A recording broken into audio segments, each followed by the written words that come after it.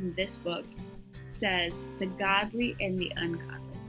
So what I want to talk about is the idea that there is actually a misconception about introverts.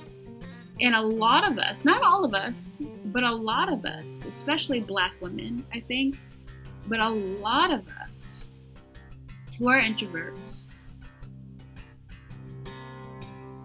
the more introverted we are, oftentimes has to do with the closer we are to God. All right, so I'm going to be presenting an idea that I have been spending time really considering in my own life. And this is a word I've truly lived. This is a word that I've truly birthed out through trial and error, many different experiences, for good and for bad. To have to learn this lesson unwillingly, but gratefully I stand having learned it. It's Saturday, December 7th. It's 5 p.m. right now. And yesterday while I was at work, it was flowing through me, the connection between all of these different things. And I realized that I really need to share this with someone. So some of the things that really sparked this was, for one, again, my personal experiences in my life and how I've really been studying to learn how to utilize every resource possible to overcome the issue of introversion in work and introversion in relationships for a long time, right? Since I can remember. And some of my earliest experiences, even before entering the work field, were experiences in the home, experiences around family, and experiences in school. And some of those were really difficult and traumatic. And so coming into the work world, I've taken my experiences with me there, and then I've had to kind of navigate according to what I knew and also what I was learning as I was going. I learned some things over time, and I've been able to use, again, trial and error to find a way to make things work, and lots of prayer, lots of seeking God, some fasting, some going to the altar many times, seeking for God to just free me completely. But he had a different plan in mind. And down through the years, he just taught me little ways to navigate my world while being introverted, while being a godly person, and while learning to be more godly, right? A person who is godly is a person who is becoming more righteous every single day. So,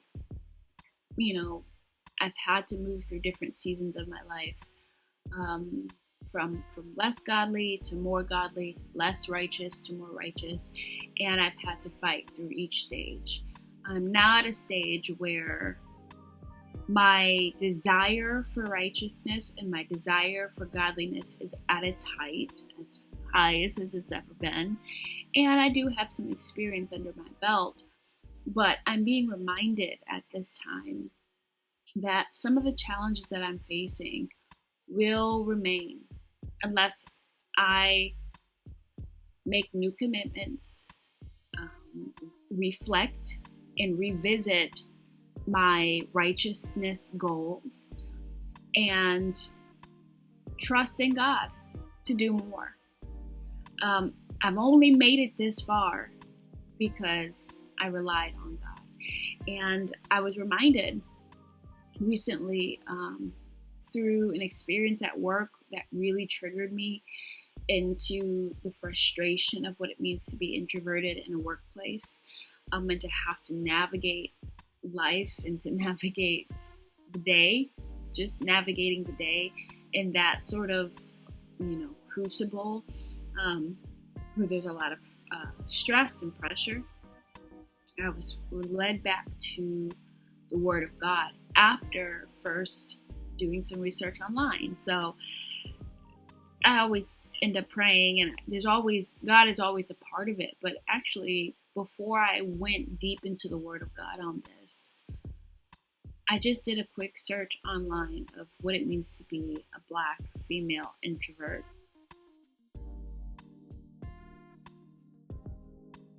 And I found a lot of people talking about it on YouTube. And, there were many clips brought in from TikTok. And there was a whole conversation that was had with other Black introverts. So that made me feel good. It made me feel seen. It made me feel understood. But after listening to a few of those videos, some more helpful than others, I was reminded of the Word of God that was planted deep inside of myself. This is also after talking to my husband. I was reminded of something. First of all, I'm coming from a certain point of view when I see these things, and I'm hearing these different experiences, and I'm thinking about them from my perspective, my beliefs, my own personal convictions. And I had to ask myself, where did my convictions come from? How is my circumstance different? How is my point of view different, and why? And that's when the Lord led me back to Psalm, the book of Psalm. And something that I remembered that was so great to just be refreshed on was that long ago, I was taught about how to navigate, even in just school, as a person who believes in God. And this came from the book of Psalm. Even this very first chapter of the book of Psalm. Psalm 1. That's it. If you just go over Psalm 1, though it's 6 verses, it's jam-packed with wisdom about how a person who is introverted and who's seeking to be righteous with God should live their lives. And it really is a great introduction to what the next 39, 41 Psalms are about. And moving into the whole theme of Psalm, and really the theme of David's life, has to do with righteousness. The first Psalm, in my Bible, I have a King James version, and the chapters, many of them, are titled. And so the title for Psalm 1 in this book says, "The Godly and the Ungodly." So what I want to talk about is the idea that there is actually a misconception about introverts. And a lot of us, not all of us, but a lot of us, especially Black women, I think, but a lot of us who are introverts, the more introverted we are, oftentimes has to do with the closer we are to God.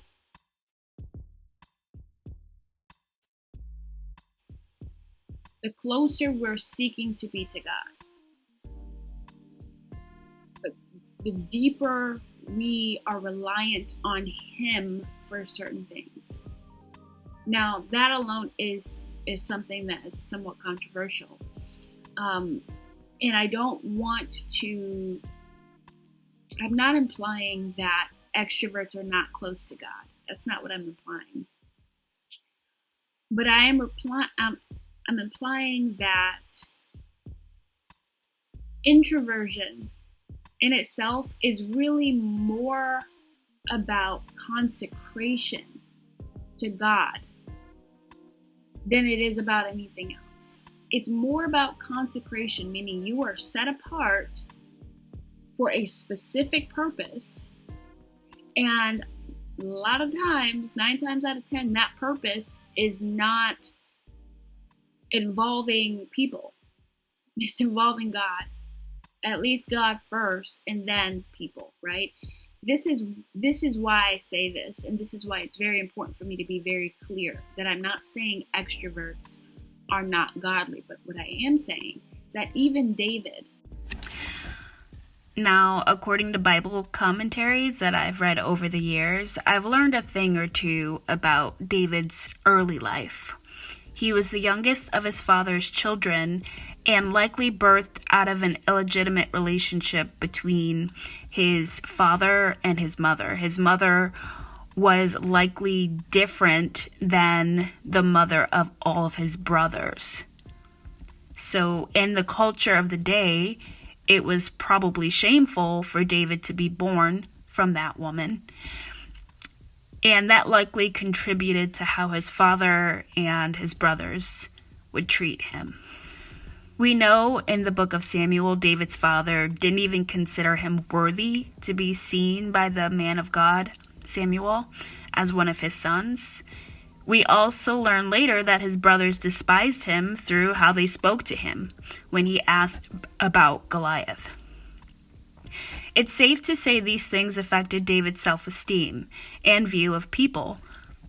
We could call this a sort of forced introversion. But commentaries also teach that David was fitted for that isolated role because during all that time alone, God was training him as a warrior, and he would talk to God, worship God, sing, dance, write poetry. So I currently feel that David was mostly introverted in his early life. Further, that through the Psalms, we see that part of that may have been forced by another factor, righteousness. His desire to be and remain in right standing with God partly affected his introversion.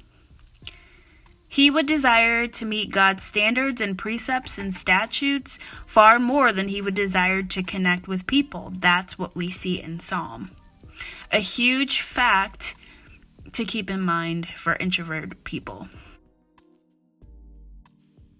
A king who had many servants, who had many people that he was over and in charge of and interacted with.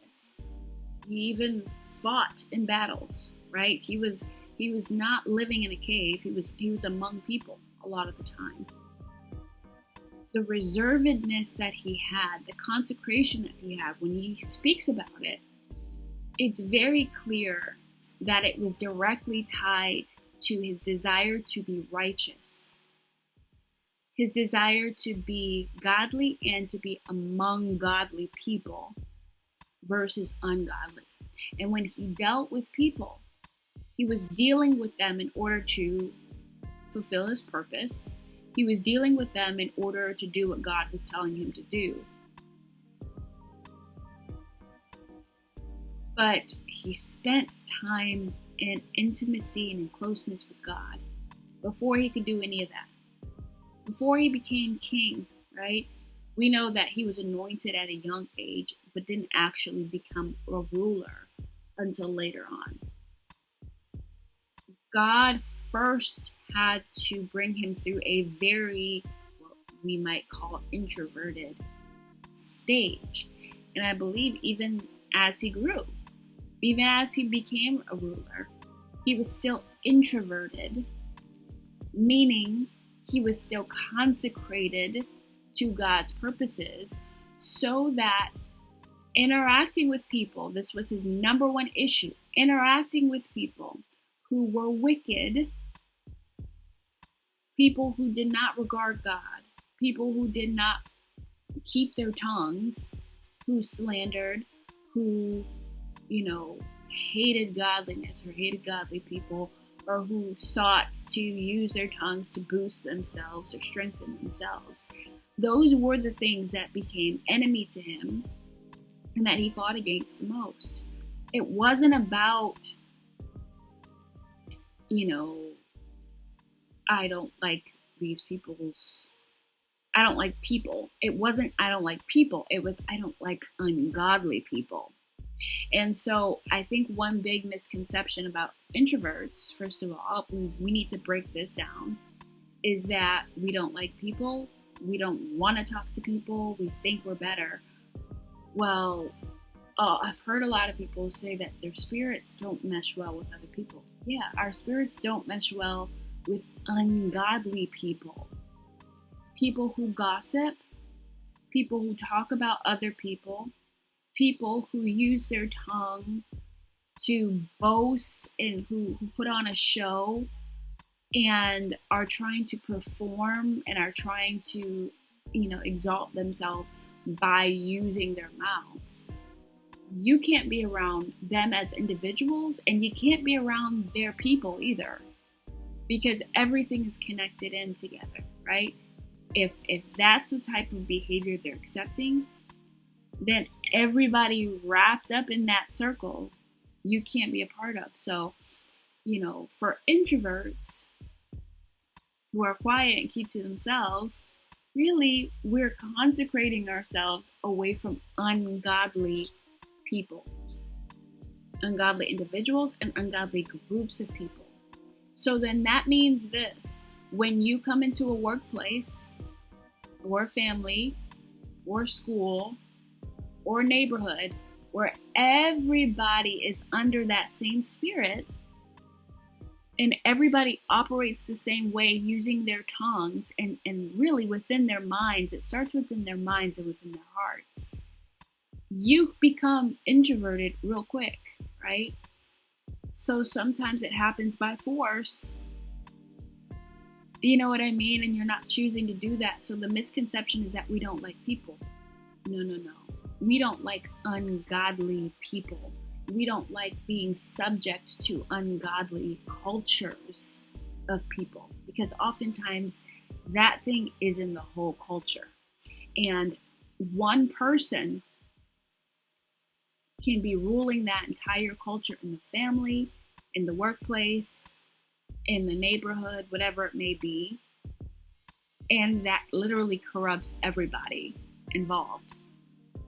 So that you can become, and this is where things differ a little bit, you can become extremely reserved, right? I prefer to use reserved here because I think it's time for us to really get very clear. This is not just about not liking people and just wanting to be in your own head. No, this is about wanting to be reserved from ungodliness, reserved and consecrated to godliness, which requires you to stay within yourself and in connection to God. And it's a spectrum.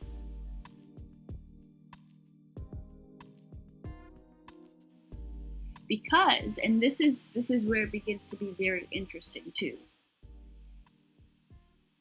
The amount that you are reserved to God may very well depend on how equipped you are to navigate around people. I believe King David had probably a mid-level of being able to navigate with people while also remaining consecrated.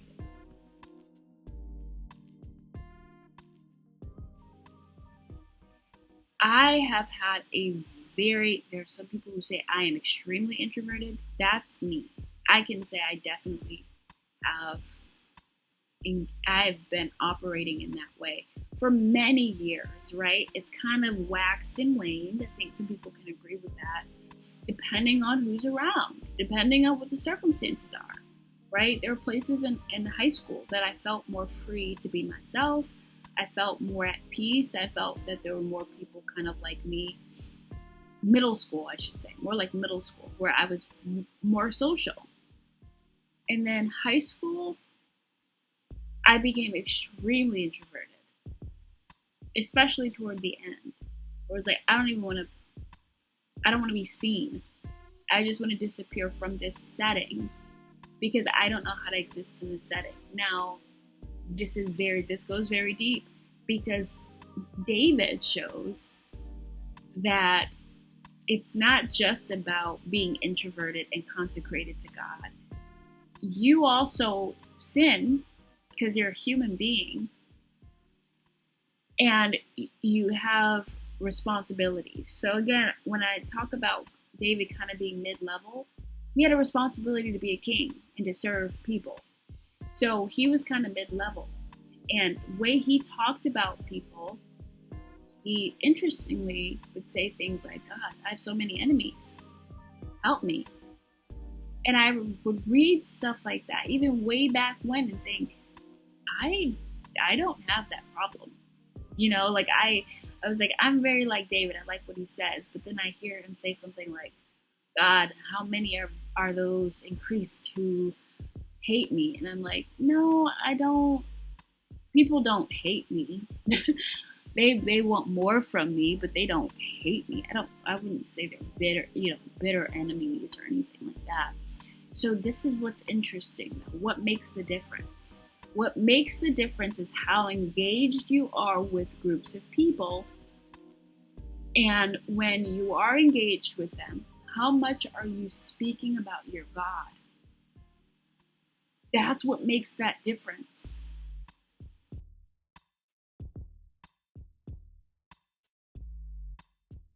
So for someone who's extremely introverted, one of the reasons, again, that I remained so introverted was because I didn't have the courage or the training to operate amongst these people who I know are not godly and speak about my God. I didn't know how to survive in that situation. And I would say I wasn't graced with that. And I think a lot of the times what happens is we have people who are very introverted. And one of the reasons is because they're a godly person, but they have not been discipled to know how to be among people and say, I'm a Christian, and actually not compromise themselves. That's the issue for us a lot of the times. We become more introverted depending on how able we are to defend our faith in the midst of the people that we're around. And a lot of times we are learning from a young age, these people definitely don't serve this God. And these people have been mean and nasty or vicious toward people who have. And they feel that, and I've been here, that I don't have the power to survive if these people are going to fight against my convictions. I'm not going to survive. So it's a wide spectrum, and part of that spectrum really has to do with how able are you, how equipped are you to operate amongst people, extroversion being at the far end of the scale. And this is different too, because introversion is about where you get your energy from. So what charges you, what uncharged, right, what steals your battery. I'm going to be clear about that as well. But to come closer to the middle for those who are definitely introverted, to come closer to that middle, it's about how able are you, how equipped are you to navigate around people while holding your own. That's what it comes down to. Have you been equipped? Has someone taught you how to operate like David? Because David would say in the Psalms, people come to me and they say, where's your God? Because they know that he's a Christian and he's spoken up against his faith. He's been convicted in his faith. That's one thing I always read and I said, I never did that, or I never do that, or I don't know how to do that. So this book is really a roadmap.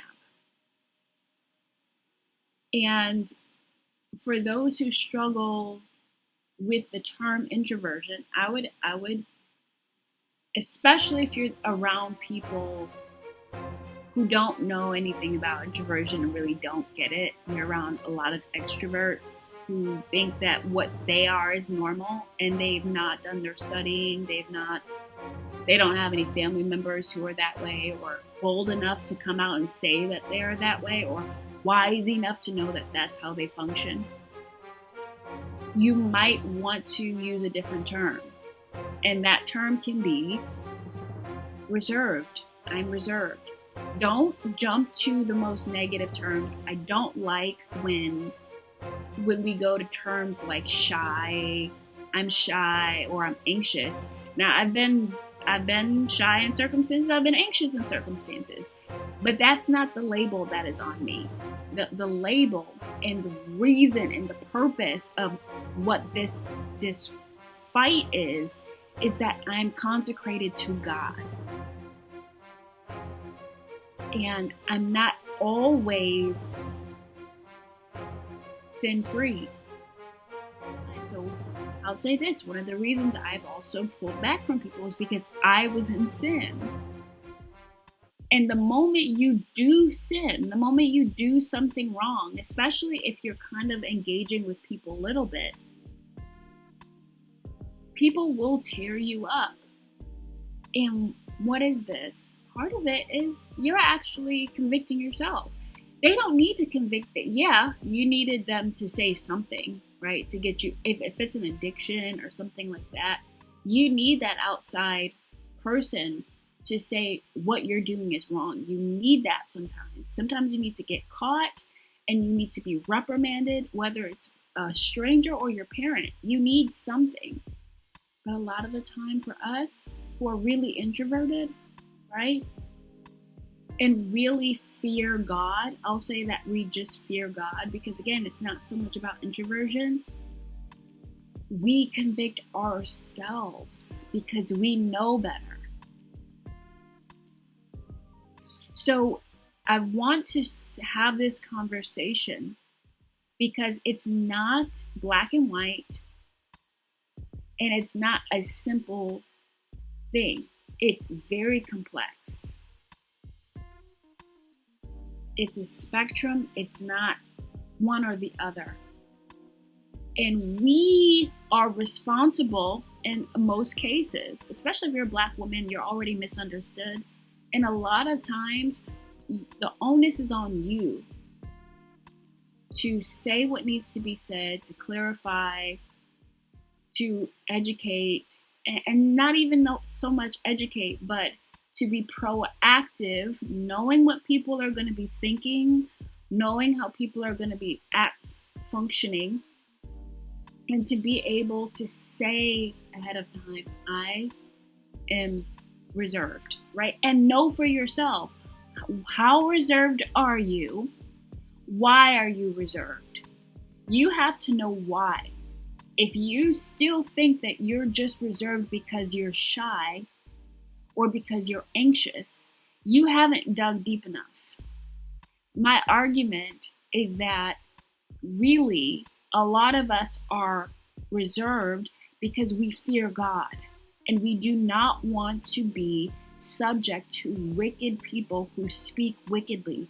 So it's really about the godly versus the ungodly.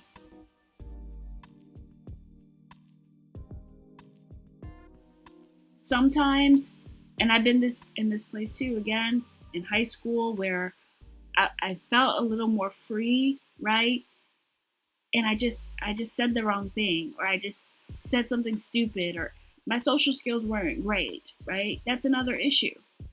Your general social skills might not be great. So it can be just about social skills, or it could be about you speaking about godly things. Both of those things take time, practice, and effort.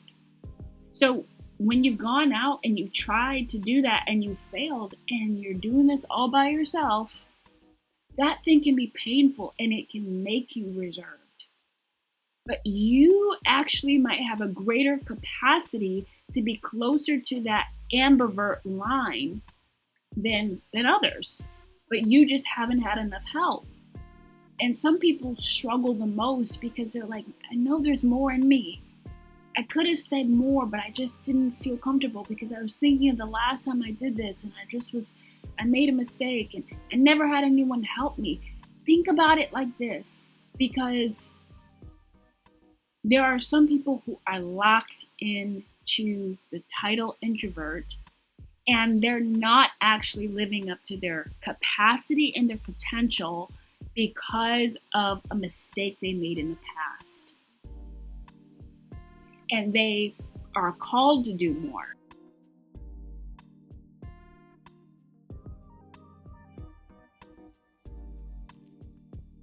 Some of us are called to do more. I know I'm called to be a teacher. And that requires me to engage more.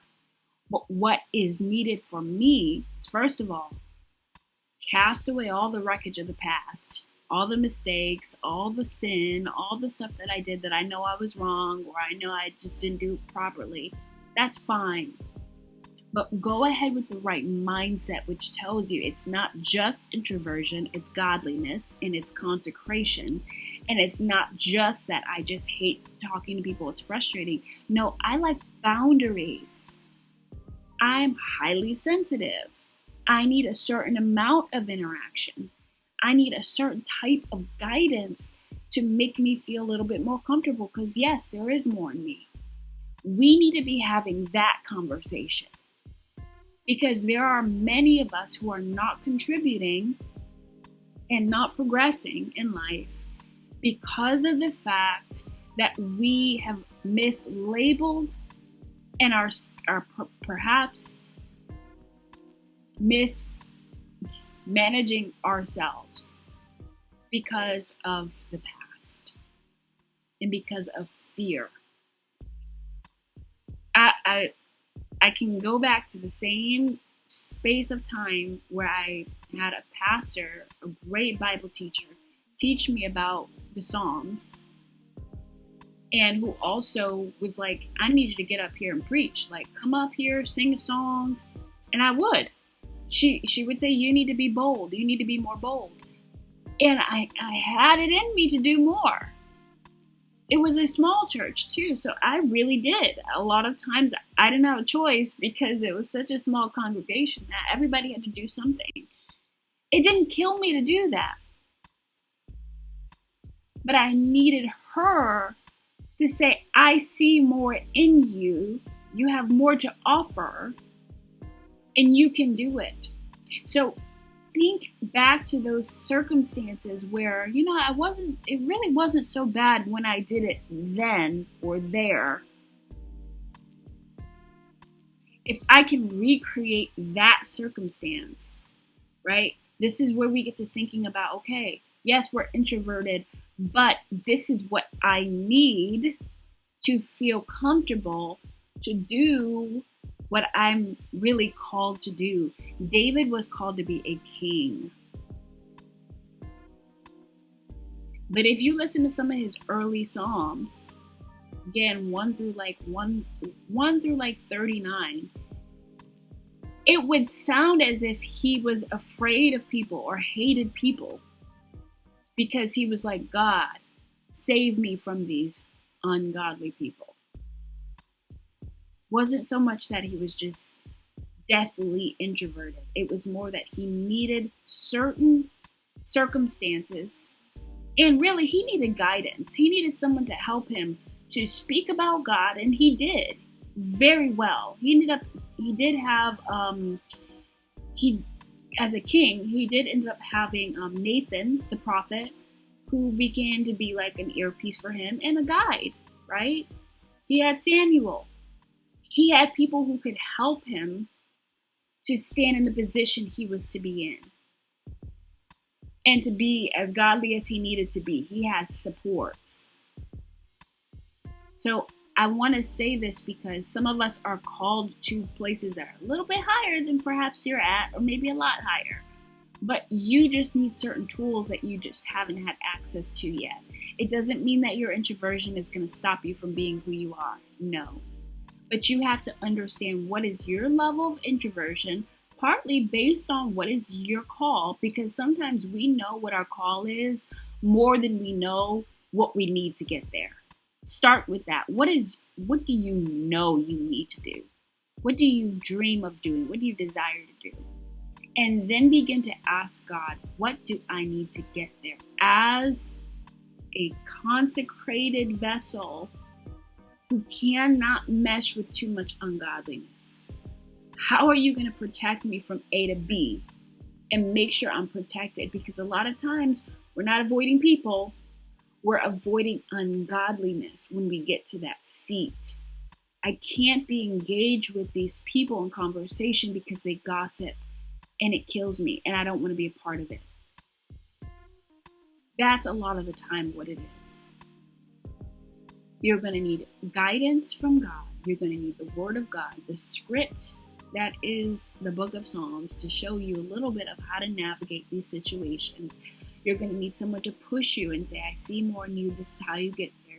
You're going to need godly people who understand consecration and reservation, what it means to be a reserved person. You're going to need someone to help you with social skills. You're going to need someone to help you to communicate your needs and to stamp them in the ground so people can understand them. You're going to need people who can help you spiritually when it's time for you to say, I'm a Christian and this is what I believe, to stand in that faith and to know that you will be persecuted because of your faith. There's no mistake in that. But if you have the support you need, you can do it. David did.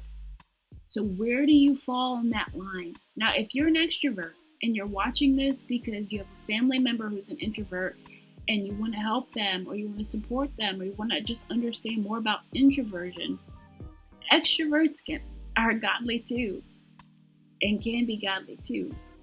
Like, let's not make any mistake about that. Extroverts are godly too.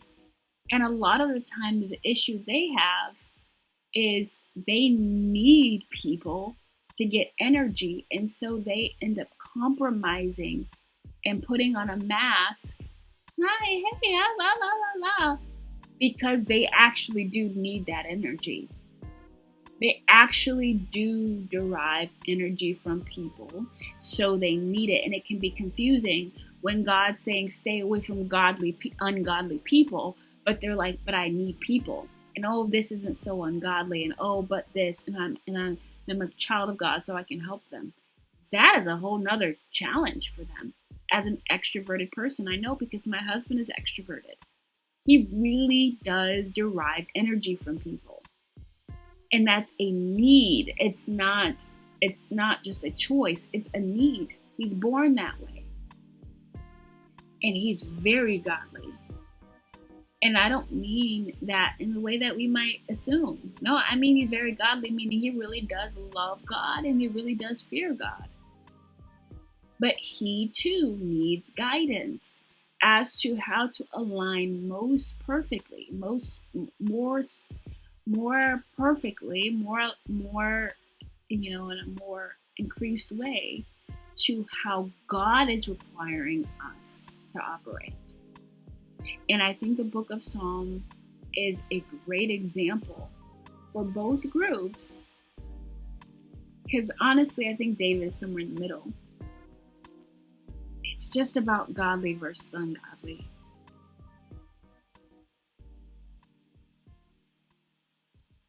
And if you need help, just go to that book. It's going to begin to show you that. I remember, again, reading Psalms where David's like, oh, well, there's so many people against me. And I'm like, I don't have enemies like that. But I've heard somebody say, if people do not hate your guts for the sake of Christ, you're not living fully in this faith. There are other, there's churches like, the persecuted church, Revelation 2 talks about it, the church of Smyrna, the persecuted church. Oh, they know what it's like to be hated for Christ, right? We're not all going to have that level of persecution. But even in the Beatitudes in Matthew 5, it says, blessed are those who are persecuted, right?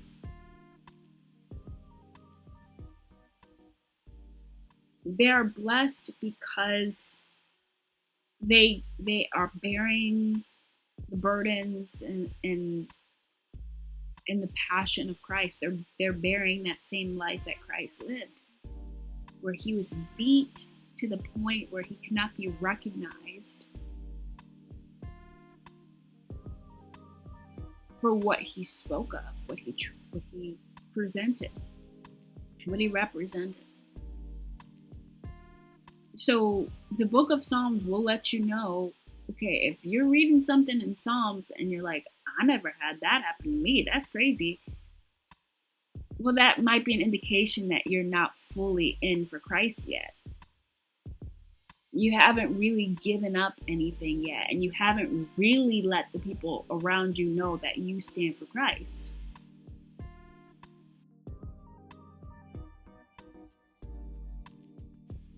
They don't know, and so they're not persecuting you.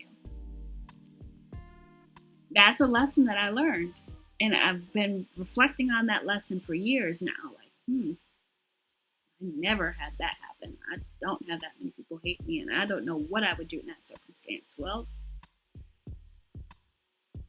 if and when God has you to reach a certain level, maybe you're not going to be a queen of a country or king over a country, but you're going to have a role where you're over many people.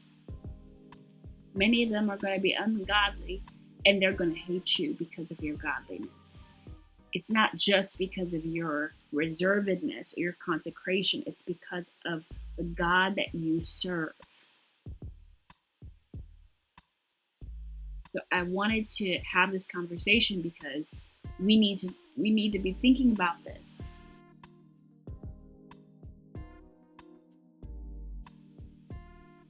What is it that really is the issue?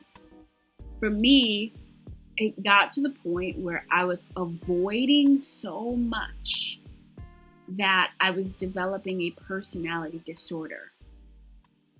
But there's about 3 different reasons that I was avoiding.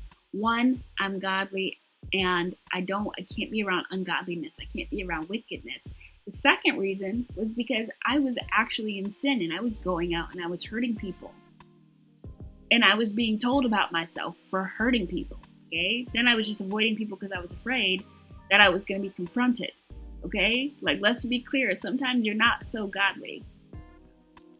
And my own sin, even as David would say, was coming up against me. And then the third reason was because I really don't get my energy from people and I don't have training to do this. So because I'm not, an extroverted person and I don't feel naturally comfortable around people, I need a trainer to help me to operate in times when I must connect with people. And I didn't have that.